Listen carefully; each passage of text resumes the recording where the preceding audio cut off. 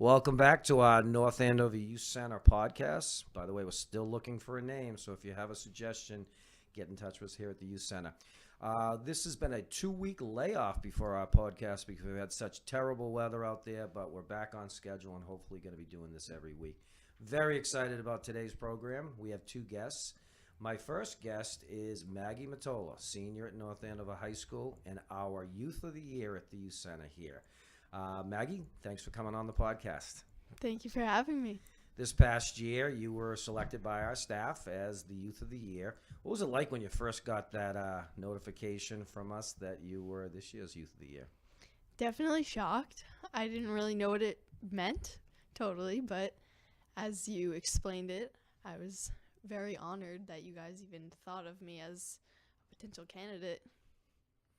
Maggie's been with us for a number of years. I've had the fortunate to work with her two older sisters, and she came through our programs and is involved with a number of our programs, which we're going to talk about, as well as being a part-time employee here at the Youth Center. And you've been doing that both seasonally at the Summer Fun program and also at our front desks, mostly at the Youth Center. So you are the first face that a lot of these kids see.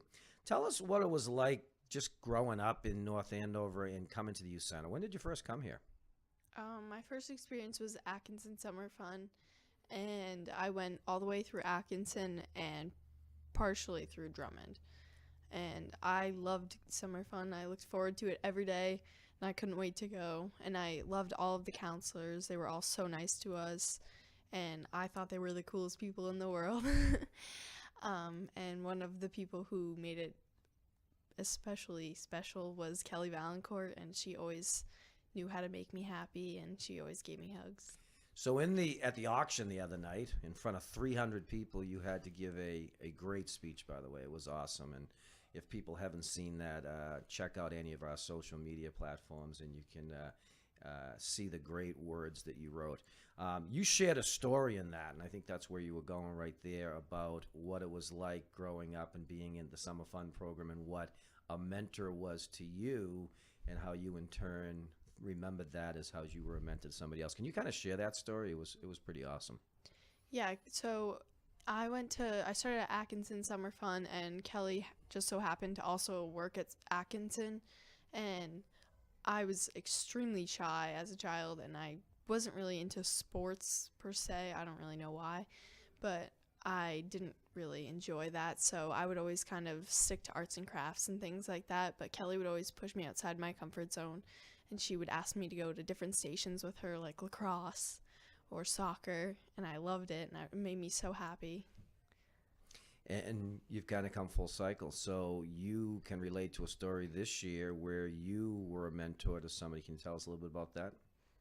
So this year was my first year as a Summer Fun counselor, and going into it, I thought of how much Summer Fun had impacted me, and I thought about Kelly and how happy she made me and how important she was to my youth center experience.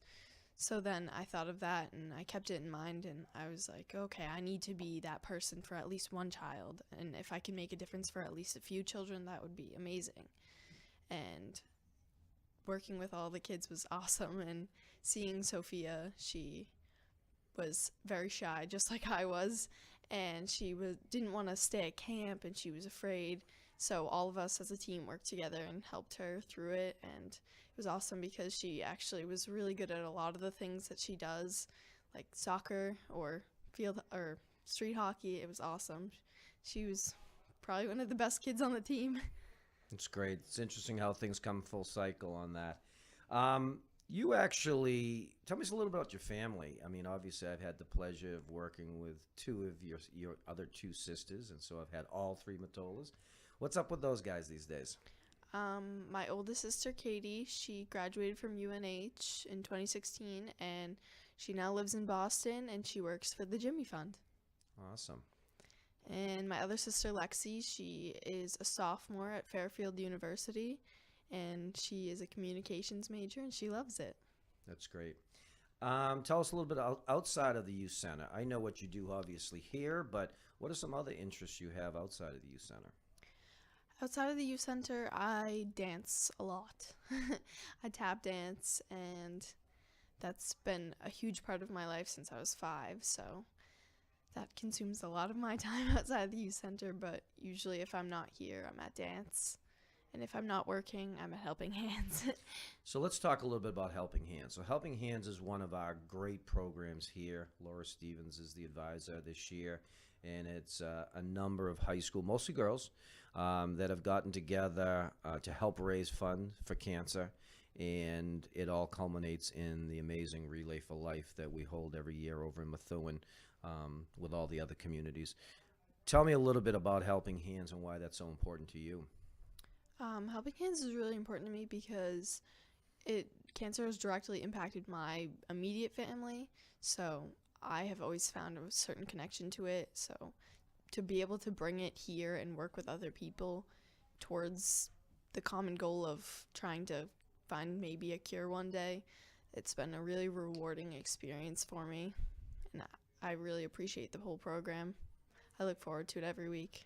You and the rest of the girls have done an outstanding job. I understand we're on track to raise the most money we've ever raised at Helping Hands. So obviously, thank you to all the rest of the group for making that happen.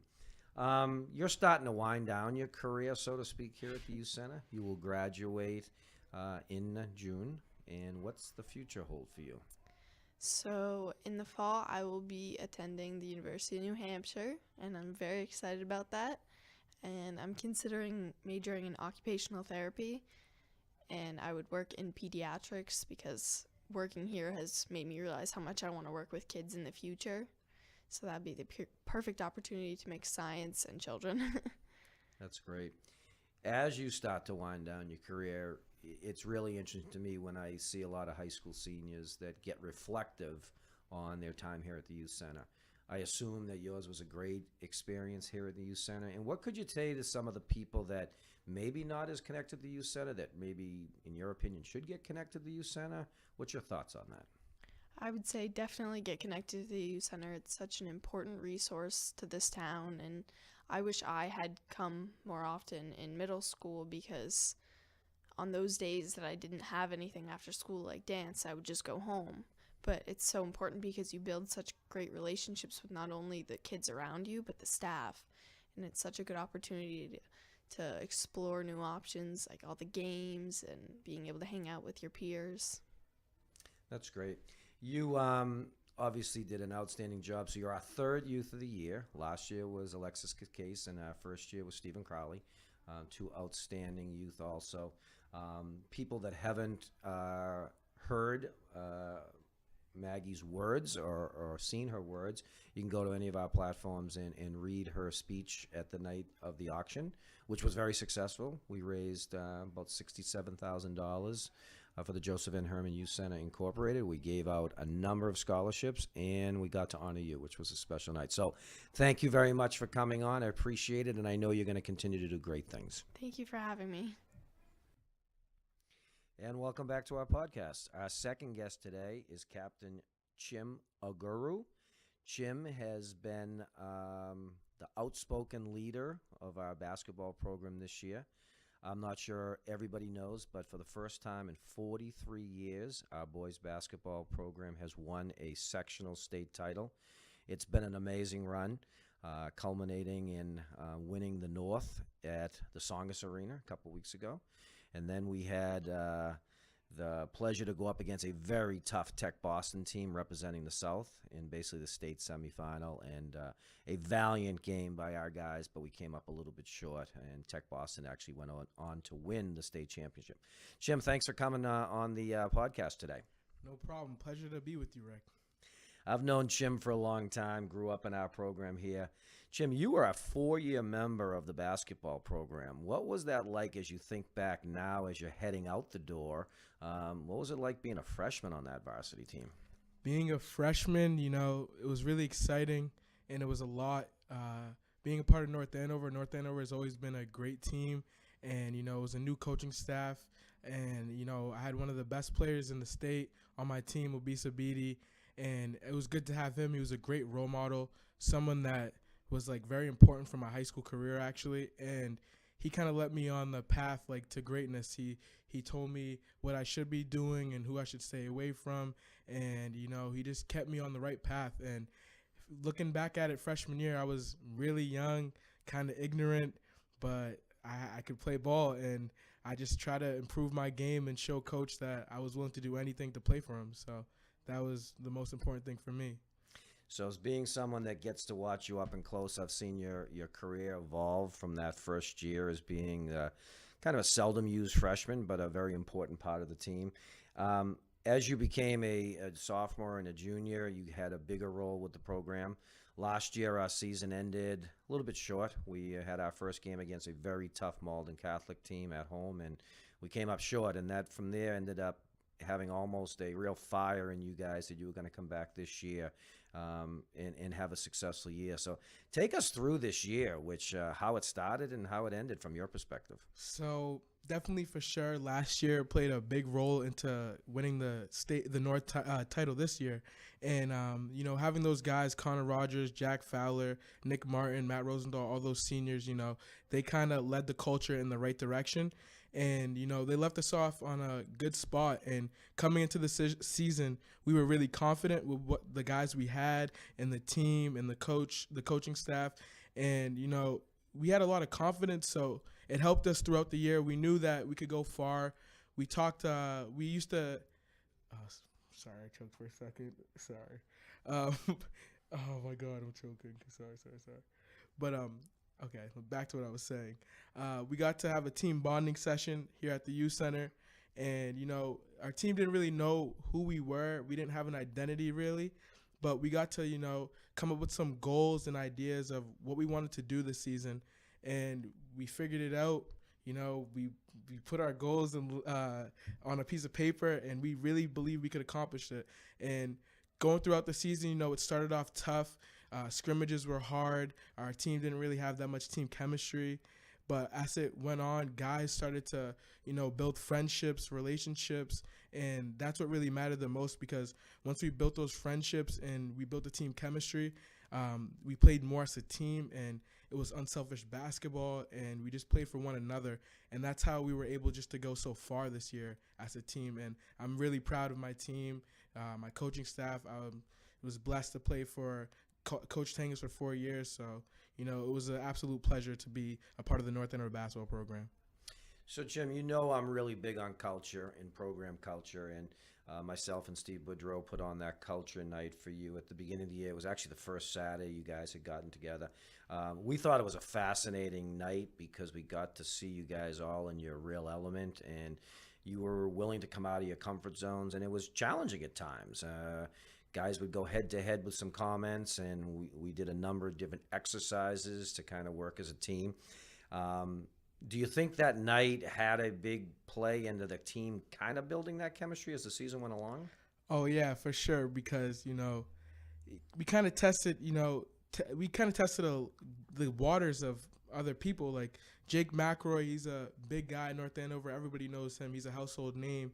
And not many people really, I'm not going to say fear him, but they don't really like to, talk down or tell Jake anything bad, or you know what I mean? And Jake, I got the chance to, to tell Jake, give him some constructive criticism, and he didn't like it, but it was good to be able to try to give him that criticism, because he finally, for the first time, I felt like that he understood, like, oh, he's not, everything he does isn't always right, and like you also have to hear what other people have to say. And once we kind of established that, we became better as a team, because we weren't like one-sided. Like we would have open ears to anybody on the team. It didn't matter whether you were a freshman, sophomore, or a junior. If you had something to say and you had a good point or whatever it may be, like we had open ears. And that was, I think, was really important, because, you can't just be all to yourself, like, and think, oh, I know everything and I don't have to listen to anybody, because that's just not true. It's good to listen to other people and take what they have to give you, because everybody has good, positive, and negative feedback, and it's good to hear both. And I think that was really important that that night at the youth center we got that chance to really speak how we felt to another teammate, And yeah, that was. I mean, that was good. But both you and Jake are the co-captains, and you guys both took leadership that night, and really kind of came out of your comfort zones and allowed other guys to place their views on the table too, which was great. Um, Season starts. We start off a little bit shaky. You talk about the culture, the chemistry wasn't totally there yet, and then you had an opportunity to go on a family trip, kind of a trip of a lifetime, to go to Africa with your family. It was also a tough decision for you because you were going to miss, a few games, especially the Christmas tournament. What was it like going, first of all, visiting Africa, and what was it like with the tough decision that you had to leave your team for basically a couple weeks? Definitely, traveling to Nigeria was a great experience, eye-opening experience. I got to see a lot, got to witness more of my culture and understand a lot more about where I came from and where my family came from. And, I really had a great time down there in Africa. All the people were great to me. I hope to go down there actually sometime soon again. And, it was tough leaving this season, 5 games as a senior captain and missing out like on your last year for the team. And I really thought about it deeply. I was kind of struggling deep inside. I was like, basketball is my passion. I love playing basketball. Like, the season means everything to me. But sometimes there's other things in life that are more important than basketball and sports. And, family is definitely one of the things that are more important. And, attending funeral in Nigeria and getting to spend 10 days down there was really important to me. And I appreciated, the time I spent down there. I appreciated my parents trying to take me down there and have the great experience I had. So I was really thankful to be there. And at the same time, yes, I was a little, so there was something inside that was kind of hurting me because I was missing out on something that was really important. But I was able to get over it quickly and, just come back with a better mindset. I knew I was going to miss 5 games, but I was like, how am I going to come back better? I know I'm going to miss these games, but let's move on. How am I going to be better for my team when I come back? How am I going to be able to get back into the flow of things? And that's really what I focused on when I came back. When I was in Africa, I didn't really I wasn't worried about the season. I was more worried about Nigeria and what I was doing there. And then when I came back, I just gave all my effort towards basketball, and yeah, that's pretty much what happened. So when you came back, and again, a great trip, and I got a nice little gift from you on that is in my office now. I thank you. When you came back, it also coincided with Gabe DeSouza coming back from his basically being out since the football season with the heart condition, which he had surgery and came back. And when you came back and Gabe came back, we started to see a new connection with the team. You guys were a little bit closer together. Chemistry was good. And quite frankly, we were winning some games, right? And winning cures all ills. When did you know it after that this team had a potential to be as successful as it was? When I started realizing that our team could be really good was when guys started to, just pick each other up, because obviously you're gonna have your ups and downs in basketball, your good and bad times, and yeah, when you're having your good times, everyone's happy and enjoying the moment. But when you're bad times, when you have the bad times, that's when you see who's really there for you. And whenever we had our bad times and we weren't connecting as a team, we still were there for each other and able to pick one another up, and that was really important. Like guys like Darren Watson, he played a big role. Kyle Moore. Garrett Murphy, all people that played big roles into this team actually becoming one, because they were leaders, and I felt like our starting lineup with Jake McElroy, Kyle Moore, Darren Watson, Garrett, and me, it was a lineup full of leaders, and we were willing to set the right example for all the people, all the players on the team, whether you were a freshman, sophomore, or junior, and that was very special to have a group of leaders like that. So. How exciting was it to play on the Songus Arena and then finally do something that we haven't done in 43 years by winning a sectional title? It was a dream come true. Like, I remember in middle school, I always used to dream about playing at the Songus Arena, and I never thought it could actually happen. And when I was there that night, it was a dream come true, man. It was an honor. I was speechless. I was literally speechless. I remember when I got interviewed after, and I was like, wow, this is amazing. Because at the moment, I didn't understand the magnitude of what me and the team just did, but it was just a pleasure. Because making history in a town that I grew up in, it's just great because now when you come back here, I'll come back to North Andover maybe in 10 years. I'll see a banner that says 2018 on it, and I'll remember that. I'll remember those moments and those memories with that special team and that special group. So it was amazing. It was a pleasure just to be a part of North Andover.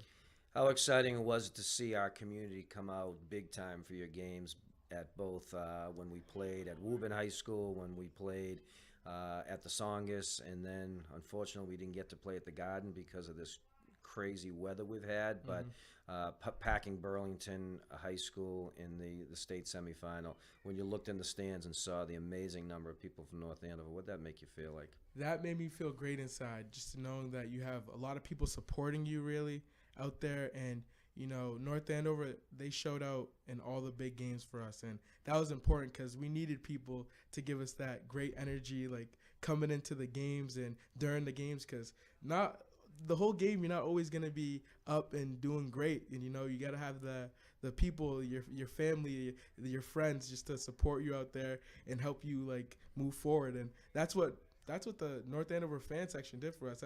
That's what the moms and dads did for us, the uncles and aunts that came out, the students. And I give thanks to the students because if it wasn't for them, we probably wouldn't have been able to go this far too. So shout out to everybody in North Andover, the whole community of North Andover. Shout out to them.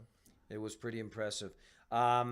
You have a great coaching staff. I've been around so long. I actually remember coaching Paul Tanglis when he was a young kid. Yep.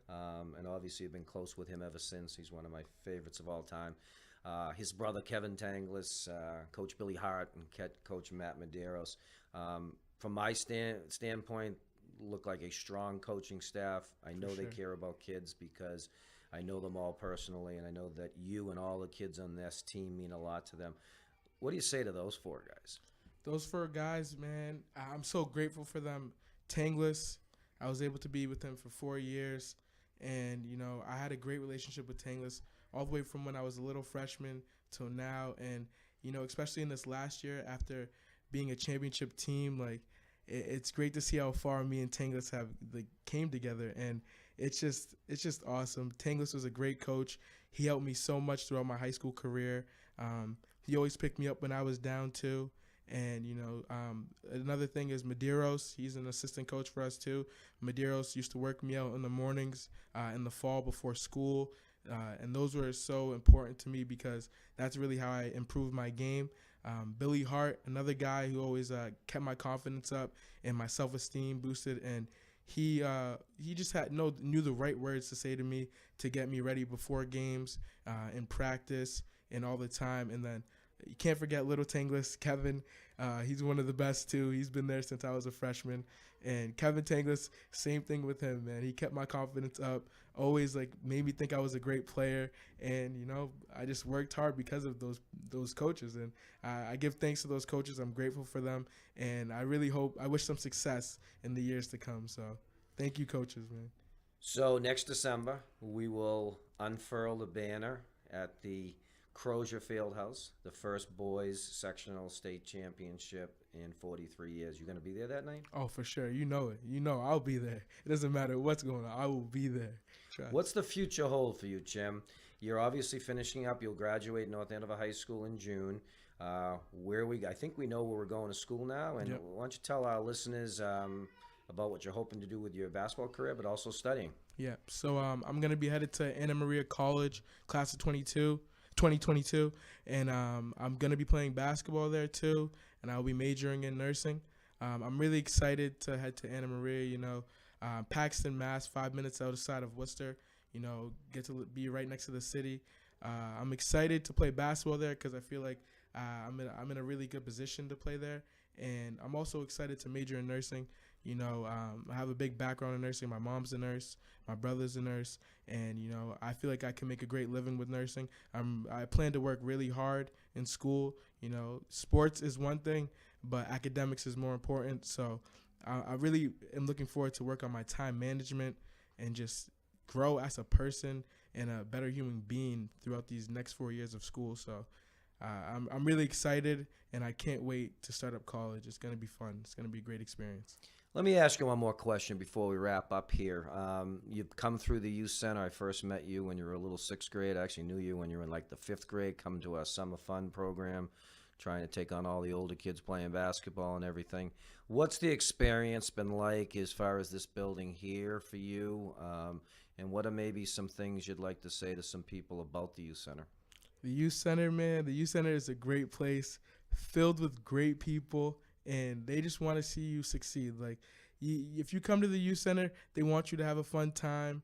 They want you to have a good time. They want you to remember this place because this place is significant to any kid in North Andover growing up. Like, the youth center is a place where you can shoot hoops when you have nothing else to do. The youth center is a place where you can play video games and hang out with your friends when you have nowhere else to go. And it's kind of just like a second home. It was a second home to me when I was a younger kid, and it probably is a second home to a lot of kids that still go here in North Andover. And the youth center, just, I'll never forget this place. I definitely will be back here even when I'm 30 because this place always will have a special place in my heart for sure because I've made a lot of memories here and I've met a lot of people here that are important and that played a big role in my life. So I'll never forget the youth center. That's for a fact. Well, Chim, congratulations on a great career and obviously the run this year, and we wish you nothing but the best out at Anna Maria, and you'll never be a stranger here for sure. So thank you for coming on the podcast. Thank you. We're still looking for a name for our podcast, so if you do have a suggestion, email me at rgorman@nayouth.com.